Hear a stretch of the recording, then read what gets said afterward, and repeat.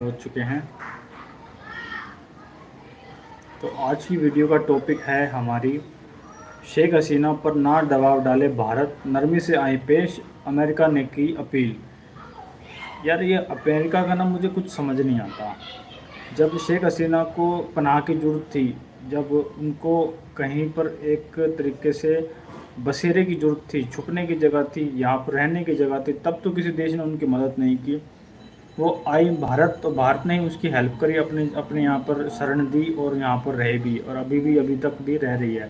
तो जो पाकिस्तान वालों को, यूएसए वालों को और दूसरे देश में जो कुछ हैं, उनको बड़ी दिक्कत होती है। खासकर तो बांग्लादेश को तो है, चलो वो उनका तो समझ आता है, लेकिन इनको बड़ी दिक्कत क्यों होती है जब इन्होंने खुद कुछ किया नहीं उस टाइम पे। तो आज की इसी रिपोर्ट के बारे में मैं आप सभी को बताने वाला हूँ कि क्या है रिपोर्ट, क्या है न्यूज़ और क्या क्या बातें बोली हैं इस अमेरिका यूएसए ने। शेख हसीना का बांग्लादेश का पीएम पद से इस्तीफा देने और देश छोड़ने के एक साल पहले भारतीय अधिकारी ने अपने अमेरिका समीक्षक से बांग्लादेश के पूर्व प्रधानमंत्री पर दबाव न डालना कहने को कहा था। शेख हसीना का बांग्लादेश के पीएम पद से इस्तीफा देने और देश छोड़ने से एक साल पहले भारतीय अधिकारियों ने अपने अमेरिका समीक्षकों से बांग्लादेश के पूर्व प्रधानमंत्री पर दबाव डालना बंद करने को कहा था। द वाशिंगटन पोस्ट ने भारतीय और अमेरिकी अधिकारियों का हवाला देते हुए यह रिपोर्ट दी थी। जनवरी 2024 में आम चुनाव से पहले अपने हजारों प्रतिद्वंदियों और आलोचकों को जेल में डालने के लिए 70 वर्षीय हसीना की अमेरिकी राजकीय द्वारा सार्वजनिक रूप से आलोचना की गई थी। अमेरिका प्रशासन ने बांग्लादेशी पुलिस इकाई पर प्रतिबंध लगा दिया, जिस पर अवामी लीग के नेता के नेतृत्व में अपहरण और हत्या करने का आरोप है। साथ ही लोकतंत्र के कमज़ोर करने या मानवाधिकारों का उल्लंघन करने वाले बांग्लादेशियों पर वीज़ा प्रतिबंध लगाने की भी धमकी दी थी। बयानबाजी में बरते नरमी। उच्च स्तरीय बैठकों के दौरान भारतीय अधिकारियों ने अमेरिका से बांग्लादेश के संबंध में बयानबाजी में नरमी बरतने का आग्रह किया है। उन्होंने तर्क दिया कि यदि विपक्ष खुले चुनाव के माध्यम से सत्ता हासिल कर लेता है तो इससे बांग्लादेश इस्लामी समूह का केंद्र बन सकता है, जिससे भारतीय की राष्ट्रीय सुरक्षा को खतरा हो सकता है। नाम न बताने की शर्त पर वाशिंगटन पोस्ट से बात करते हुए एक भारतीय अधिकारी ने कहा, आप इसे लोकतंत्र के स्तर पर देखते हैं, लेकिन हमारे लिए मुद्दे बहुत अधिक गंभीर भी हैं और कुछ व्यक्तिगत भी है और कुछ देश हित की भी बात की, देश से रिलेटेड भी है।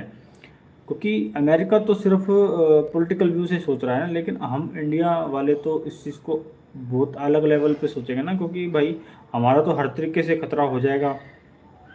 उन्होंने आगे कहा कि अमेरिका के साथ बहुत सी बातचीत हुई, इसमें हमें हमें कहा कि यह हमारे लिए एक मुख्य चिंता का विषय है और जब तक हमारे पास किसी प्रकार की रणनीति सहमति नहीं होगी तब तक आप रणनीतिक साझेदार के रूप में नहीं ले सकते। इसके कारण बाइडेन प्रशासन ने हसीना के शासन के खिलाफ आगे प्रतिद्वंदी धमकियों को टाल दिया, जिससे कई बांग्लादेशी भी निराश हो गए।